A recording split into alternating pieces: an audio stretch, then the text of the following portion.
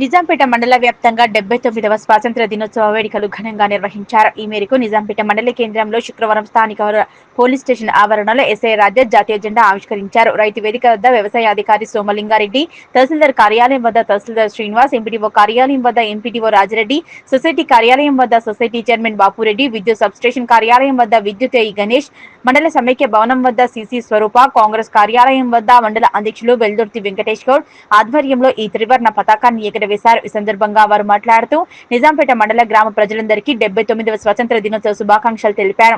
ఈ భారీ వర్షాల నేపథ్యంలో మండల ప్రజలు అప్రమత్తంగా ఉండాలన్నారు.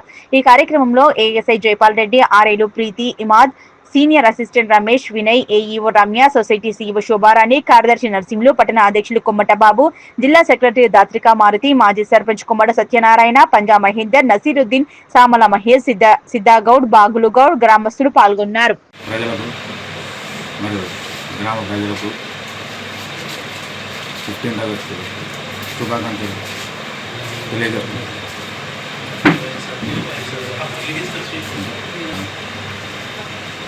మా కార్యాలయంలో ఏవైనా రెవెన్యూ సమస్యలు ఉన్నా వెంటనే పరిష్కరించడానికి నేను కృషి చేస్తున్నాను.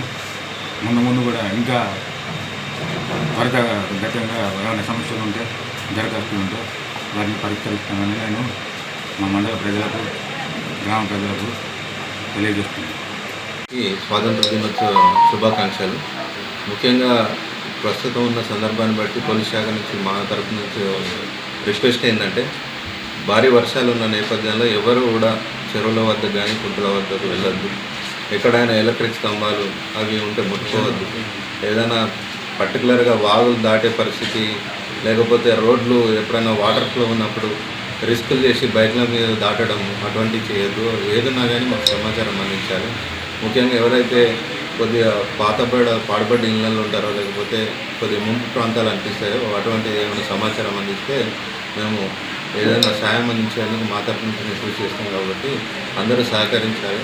ఎటువంటి డిస్టర్బెన్స్ ఉండకుండా జరగాలని కోరుకుంటున్నాం. Thank you.